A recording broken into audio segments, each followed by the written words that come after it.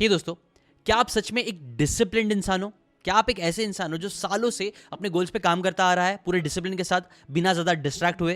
Well, अगर इसका answer है नहीं, तो ये एक बैड न्यूज़ है। बिकॉज अनफॉर्चुनेटली इस पूरी दुनिया में लेस देन 1% लोग होते हैं जो नेचुरली गिफ्टेड होते हैं, जीनियसेस होते हैं, या आप बोल सकते हो लकी होते हैं, जिन्हें एक अमेजिंग जिंदगी बिना कुछ करे मिल जाती है।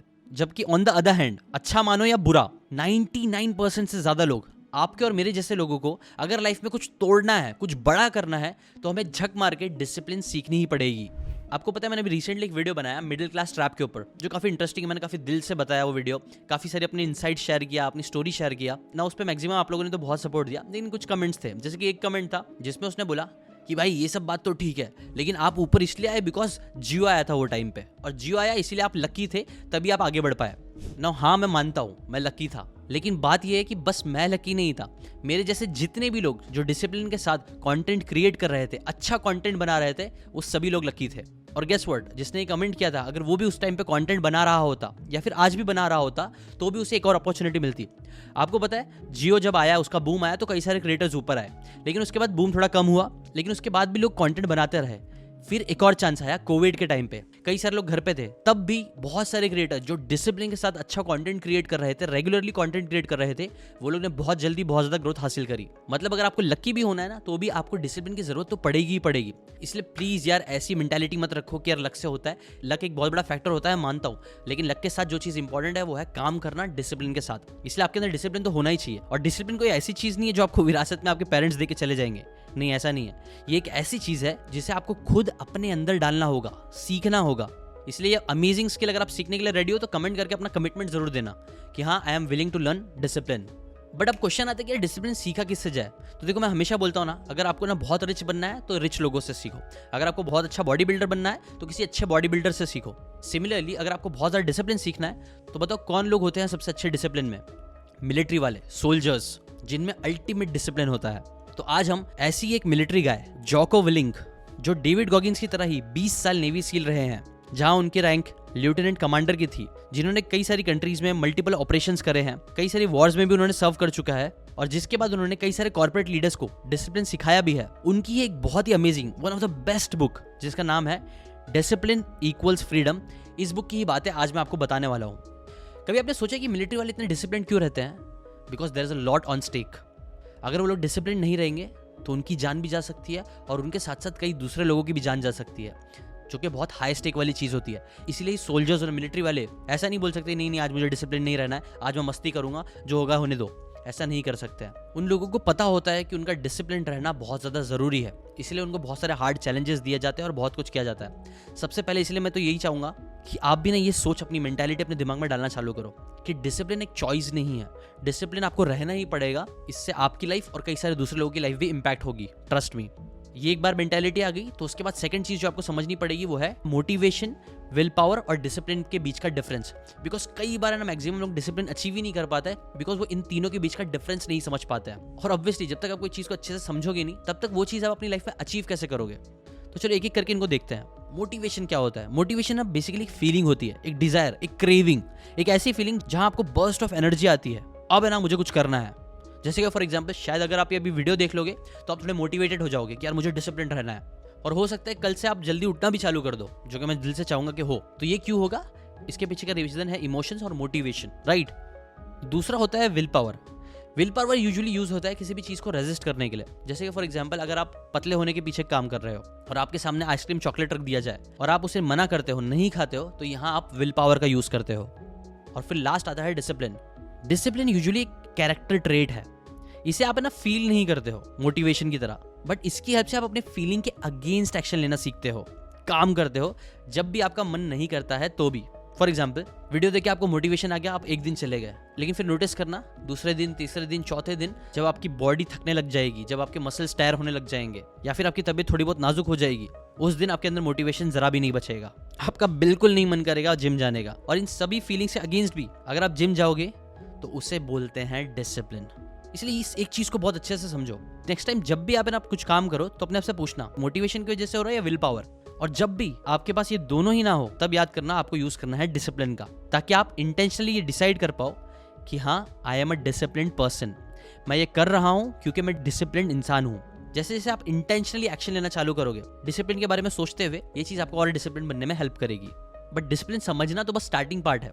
उसके बाद जो चीज़ आपको समझनी पड़ेगी कि आपको डिसिप्लिन ना बनने में आपका सबसे बड़ा दुश्मन कौन है, योर बिगेस्ट एनिमी क्या है। तो चलो वो देखते हैं। अच्छा, इमेजिन करो कि आप है ना फ्यूचर में 10 साल आगे पहुंच चुके हो, जहां आपके पास पैसों की भरमार पड़ी हुई है, दुनिया की बेस्ट गाड़ियां आपके पास है, बंगला है, और जैसे ही आप घर के अंदर घुसते हो मजा आ जाता है आपको, क्योंकि एकदम अच्छा आलीशान इंटीरियर रहता है वहां का। आपका बेडरूम किसी शहंशाह के बेडरूम से कम नहीं होता।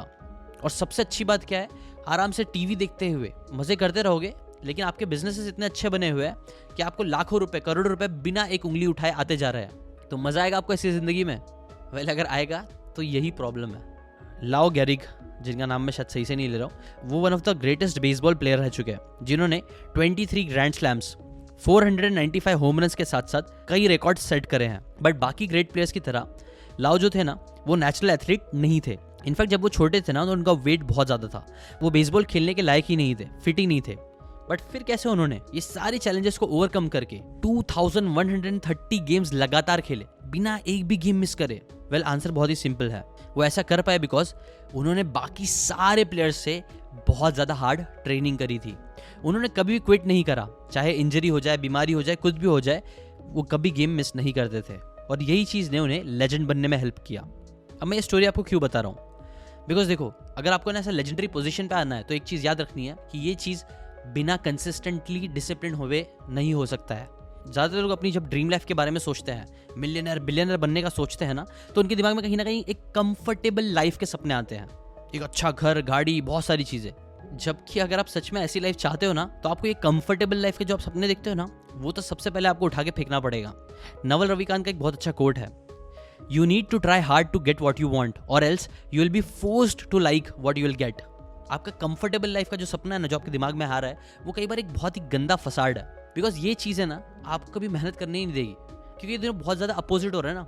आपको चाहिए अच्छी लाइफ, कंफर्टेबल लाइफ, बट कई बार वो कंफर्टेबल लाइफ तक पहुंचने के लिए लाऊ की तरह, बेसबॉल प्लेयर की तरह परसिस्टेंट रहना पड़ेगा, बहुत मेहनत करनी पड़ेगी, अपने कंफर्ट जोन से बाहर जाना पड़ेगा, चाहे बीमार रहो, चाहे कुछ भी रहो। इसलिए ये चीज़ जरूर समझो, कंफर्टेबल लाइफ आपकी कंफर्टेबल लाइफ की सबसे बड़े दुश्मन बनने वाली है। इसे आपको निकाल के फेंकना पड़ेगा। ऑथर बोलते हैं ना, जिस दिन आप ये करना सीख जाओ, ये मेंटल फ्रेमवर्क सीख जाओ कि डिसिप्लिन इक्वल टू फ्रीडम, अगर आप एक डिसिप्लिन को फ्रीडम के साथ रिप्रोग्राम करना स्टार्ट करोगे अपने ब्रेन में, तभी आप एक्चुअल में एक फ्री लाइफ जी सकोगे। जैसे कि फॉर एग्जांपल, आजकल देखो हर चीज़ बहुत ईजी हो गई है, कंफर्टेबल हो गई है। खाना चाहिए, जोमेटो ऐप से ऑर्डर दे दो, कहीं जाना है तो ओला उबर कर लो। मतलब कंफर्ट का लेवल बढ़ते जा रहा है, बट स्टिल आज लोग परेशान हैं, स्टिल आज लोग खुश नहीं है, स्टिल आज लोग बहुत ज़्यादा पैसे नहीं कमा पा रहे हैं। ये सब इतना कन्वीनियंस होने के बाद भी क्यों? बिकॉज ये सारी चीज़ें कहीं ना कहीं उन्हें कंफर्टेबल लाइफ की तरफ लेके जा रही है। जबकि अगर आपको कुछ अच्छा बनना है तो आपको डिसिप्लिन लाइफ की तरफ जाना पड़ेगा। लेकिन डिसिप्लिन लाइफ को तो हम लोग एक पनिशमेंट की तरह देखते हैं बचपन से ही, राइट? कि यार बहुत मेहनत लगेगी, पेन होगा, मन नहीं करेगा, ये वो एक्सेट्रा एक्सेट्रा। जब तक ये सोच नहीं बदलेगी तब तक डिसिप्लिन लाना ज़रा भी पॉसिबल नहीं है। देखो चलो, अभी मेंटालिटी की बात तो हो गई, अब थोड़ा हाउस पे आते हैं कि कैसे आप डिसिप्लिन बन सकते हो। उससे रिलेटेड टिप्स और ट्रिक्स और टैक्टिक्स क्या यूज़ कर सकते हो डिसिप्लिन लाइफ जीने के लिए, वो भी मैं आपको बताता हूँ। पहले तो चलो देखते हैं जो ऑथर है ना जॉको, वो कैसे डिसिप्लिन रहे। वेल, उन्होंने 3 कीस्टोन हैबिट्स पे फोकस किया डिसिप्लिन रहने के लिए, और वो हमें भी मोटिवेट करते हैं कि इन 3 डब्ल्यूज पे हमें फोकस करना चाहिए। 3 डब्ल्यूज का पहला डब्ल्यू है, या फिर जिसे आप रूल नंबर 1 भी बोल सकते हो ऑथर के हिसाब से, जिसने उन्हें सबसे ज़्यादा डिसिप्लिन अचीव करने में हेल्प करी है, वो है वेकिंग अप बिफोर डॉन। पुरानी मूवीज में ना कई बार ऐसा बोला जाता है कि सुबह सुबह किसका मुंह देख लिया, सारा दिन खराब जाएगा अब। वेल, ये वाली बात में ना कहीं सच्चाई भी है। बिकॉज जब भी हम लोग सुबह में उठते हैं ना, और जो पहली चीज़ हम करते हैं हमारे साथ होती है, कई बार वो टोन सेट कर देती है कि हमारा पूरा दिन कैसा जाएगा। दिन में सबसे पहले अगर आप कोई चैलेंजिंग, कुछ अच्छा डिसिप्लिन वाला काम कर लेते हो, तो पूरा कंट्रोल दिन का आपके हाथ में आ जाता है। आप पावरफुल फील करते हो, आपको लगता है कि यार सुबह उठ गया, अब तो मैं ये भी कर सकता हूँ, वो भी कर सकता हूँ। और ये चीज़ मेरे साथ भी कई बार हुई है। जिस भी दिन मैं लेथार्जी कर देता हूँ, मैं नहीं उठता हूँ, उस दिन पूरा दिन का टोन खराब हो जाता है और पूरा दिन ही एक लूजर जैसा कई बार फील होता है। जॉको बोलते हैं कि जब वो उठते हैं ना सुबह सुबह, तो ये एक कीस्टोन हैबिट साबित हुई उनके लिए, जिसके बेसिस पे वो दूसरे 2 डब्ल्यूज को भी कर पाए, या दूसरे 2 रूल्स जिसे बोलते हैं, जिसमें से सेकंड है एक्सरसाइज।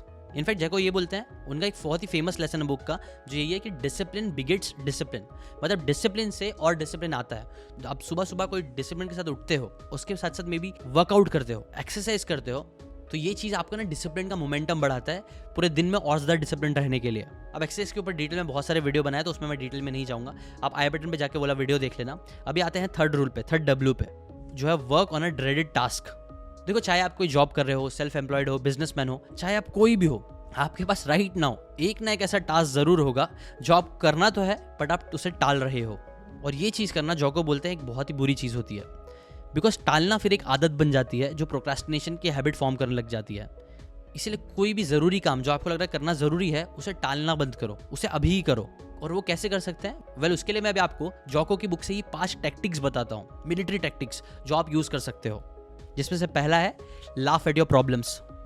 तो मैक्सिमम लोग के साथ जब भी कोई चीज़ बुरी होती है उनकी लाइफ में, तो वो लोग क्या करते हैं, वो लोग बहुत ज़्यादा सैड हो जाते हैं, डिप्रेस हो जाते हैं। मैं भी होता हूँ कई बार। लेकिन जॉको बोलते हैं अगर आपको डिसिप्लिन रहना है ना, तो आपको अपनी प्रॉब्लम्स के ऊपर हंसने आना चाहिए, या फिर आपको बोलना चाहिए गुड, मतलब जो हुआ अच्छा हुआ काइंड ऑफ। लेकिन एक और चीज़ है, वो आपको ब्लाइंड ऑप्टिमिस्ट बनने नहीं बोल रहे हैं, वो आपको ब्लाइंड पॉजिटिविटी अपने अंदर डालने नहीं बोल रहे हैं। वो 100% ये चीज़ बोलते हैं कि देखो, पॉजिटिविटी के साथ आपकी प्रॉब्लम खत्म नहीं होगी, लेकिन ये भी बात है कि नेगेटिविटी के साथ भी आपकी प्रॉब्लम खत्म नहीं होगी। प्रॉब्लम खत्म होगी जब आप ना उस नेगेटिव आउटकम को समथिंग गुड में कन्वर्ट कर सकते हो। और ये चीज़ जब आप करते हो ना, तभी आपको फील होगा कि हाँ, you are living the life. आपके अंदर अभी भी जान बाकी है, आपके अंदर अभी भी हिम्मत बाकी है एक और वॉर लड़ने का, एक और जंग लड़ने का। और जब भी आपके साथ कुछ भी बुरा हो रहा है, कुछ भी मुश्किल वाली चीज़ हो रही है, तो बोलो गुड, या फिर उससे भी एक स्टेप आगे जाके लाफ एट योर प्रॉब्लम्स, जिससे आपको उस प्रॉब्लम से डरने के बजाय आपको और हिम्मत मिलेगी उसे खत्म करने की। दूसरा टेक्टिक आप जो यूज़ कर सकते हो उसे बोलते हैं go on destroyer mode. Imagine करो आपको कोई एक दुश्मन है जो बस आपका वेट कर रहा है कि कब आप थोड़े से हल्के पड़ जाओ, आप वीक पड़ जाओ। जैसे आप वीक पड़ो वो आपके ऊपर हमला कर दे, तो ऐसे दुश्मन के साथ आप क्या करना चाहोगे? उसे खत्म करना चाहोगे, राइट? वरना वो आपको मार डालेगा। वेल, ऐसे ही कुछ ऑथर बोलते हैं कई बार होता है हमारे साथ, जब हम लोग लेथार्जी फील करते हैं और हम लोग बोलते हैं कि नहीं यार आज जिम नहीं जाना है, तो क्या हो रहा है, वो जो वीकनेस है, वीकनेस मतलब आपका एनिमी आप पे अटैक कर रहा है, और अगर आप उसको जीतने दोगे तो ये चीज़ आपको मारना चालू कर देगी, आपका बुरा होगा। इसलिए ऐसे टाइम पे गो ऑन डिस्ट्रॉयर मोड। ऐसे टाइम पे याद रखो कि आपको अपने एनिमी को हराने नहीं देना है, आपको ना इमोशनली चार्ज हो जाना और बोलना कि अरे ये आज मेरा मन नहीं कर रहा है, तो आज तो मैं और करूंगा। और ये सेम चीज़ डेविड गॉगिंस भी करते हैं। डेविड गॉगिंस बोलते हैं मैं कई बार सुबह जाता था जॉग करने, तो नॉर्मल डेज पे तो जाता ही हूँ, लेकिन कभी बारिश हो जाती है और मेरे दिमाग में ऐसी आवाज़ आती है कि यार आज मत जा, बारिश हो रही है, तकलीफ होगी। तब मैं और ज़्यादा मेक श्योर करता हूँ कि मैं जाऊँ ही जाऊँ। कभी बर्फ़ पड़ रही है तो मैं ज़्यादा श्योर करता हूँ कि जाओ ही जाओ। वरना क्या होता है, ऐसे टाइम पे जो हमारा एनिमी है, हमारा वीकनेस है, जो नहीं चाहता कि हम आगे बढ़े, वो हमें दबाना चालू कर देता है। लेकिन आप कभी भी याद रखो, आपको दबना नहीं है, आपको वो टाइम पे और ज़्यादा मोटिवेटेड होकर उसे ख़त्म करना है। ऑथर के कोड भी है जो बोलते हैं fight weak emotions with the power of logic, but fight the weakness of logic with the power of emotions. क्योंकि देखो, बारिश में भागने जाना या फिर सुबह सुबह जब मन नहीं कर रहा है, थके हुए हो, फिर भी जिम जाना लॉजिकली शायद सही नहीं होगा, लेकिन वो टाइम पे आपको अपने इमोशंस का यूज़ करना है कि नहीं, कैसे नहीं होगा, करके दिखाऊंगा, गो इमोशनल दिस टाइम। ये टेक्निक भी काफ़ी ज़्यादा हेल्पफुल होगी। Third, will do it tomorrow. तो कई बार है ना, हम कोई इंपॉर्टेंट काम आता है तो हम लोग क्या बोलते हैं, कल कर लेता हूँ, या परसों कर लूँगा, बाद में कर लूँगा। और तो बोलते हैं ये सेम एटीट्यूड हमें यूज़ करना है, इसे जाने नहीं देना, हमें यूज़ करना है नेगेटिव चीज़ों के लिए। जब भी हमें जैसे सुबह में उठते हैं, हमारा मन करता है कि यार आज नहीं कल जाऊँगा, क्योंकि आज मैं बहुत ज़्यादा टायर्ड हूँ, बहुत ज़्यादा वीक फील कर रहा हूँ।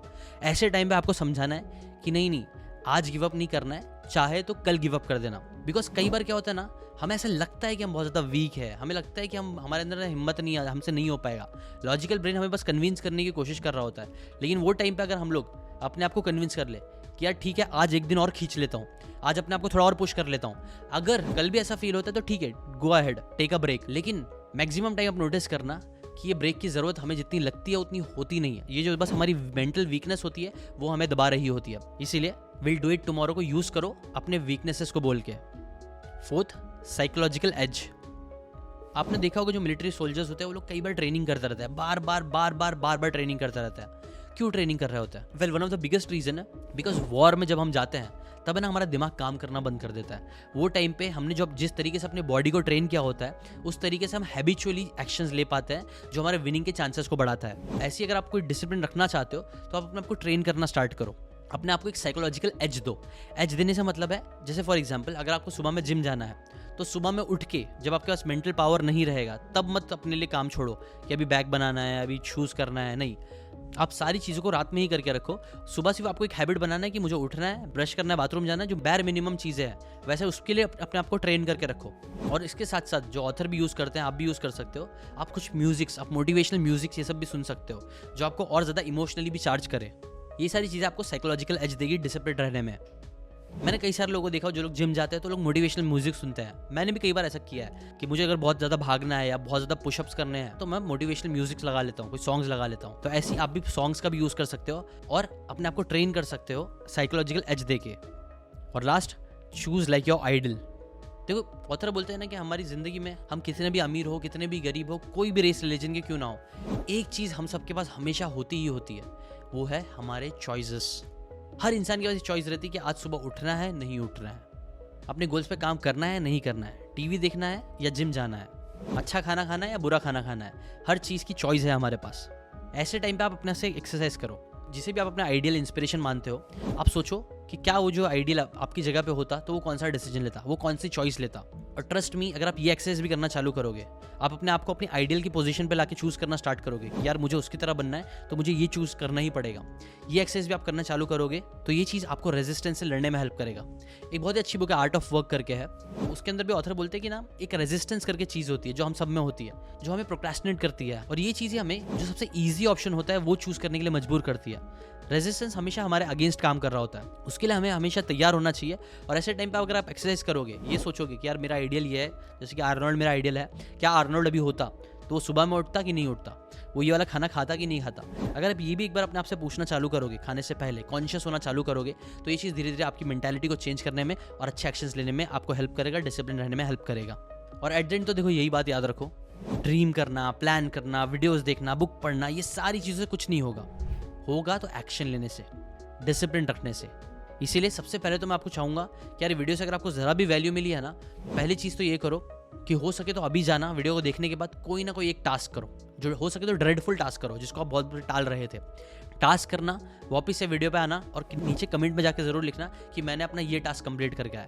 वो छोटा भी हो सकता है, बड़ा भी हो सकता है, कोई भी टास्क जो आप टालने की कोशिश कर रहे थे वो कमेंट सेक्शन में ज़रूर डालना। इससे मुझे लगा कि हाँ मेरे वीडियो से आपको फ़ायदा भी हुआ है, प्लस दूसरों को भी मोटिवेशन मिलेगा कि हाँ आप काम कर रहे हो तो चलो मैं भी करता हूँ। तो अपने लिए, जितने भी लोग ये वीडियो देख रहे हैं उनके लिए जाओ और अभी जाके एक काम करो अपने विल पावर का यूज़ करके। मुझे पता है आपका भी मन नहीं कर रहा होगा काम करने का, लेकिन कुछ भी हो आप बोलो कि मैं भी डिसिप्लिन इंसान हूँ और मैं जाके ये चीज़ करूँगा। जाओ काम करके आओ, कमेंट सेक्शन में ज़रूर लिखना आपने क्या काम करके आए। मैं कमेंट्स रीड कर रहा हूँ, मैं भी प्राउड फील करूँगा आपके ऊपर और दूसरों को भी मोटिवेशन मिलेगा। ठीक है, अभी के लिए इतना ही है। अगर आपको ये बुक फ्रीडम इक्वल्स डिसिप्लिन पसंद आई है तो इस बुक को जाके ज़रूर पढ़ना है। अमेजिंग बुक है, अच्छी इंटरेस्टिंग बुक है। और ऐसी फ्री में बुक समरीज आप हमेशा सीखते रहना चाहते हो मेरे थ्रू, तो चैनल को सब्सक्राइब करके बेल आइकन जरूर दबाना। मैं सीकेन को दुनिया का सबसे बड़ा बुक क्लब बनाना चाहता हूँ, उस मिशन में मेरी हेल्प जरूर करना। ठीक है, मिलते हैं नेक्स्ट वीडियो में। डिसिप्लिन के ऊपर एक बहुत अच्छा वीडियो मैंने बनाया था डेविड गॉगिंस के ऊपर। ट्रस्ट मी, ये बंदा बहुत ही फाड़ है, इसकी स्टोरी बहुत ही फाड़ है, one of my best videos है क्योंकि इसकी story one of the best है। सो आप जाके डेविड गॉगिंस का ये वाला वीडियो भी जरूर देख लेना, आपको और ज़्यादा हिम्मत आएगी डिसिप्लिन इंसान बनने में। ठीक है, टिल देन इतना ही, मिलते हैं नेक्स्ट वीडियो में, बाय बाय।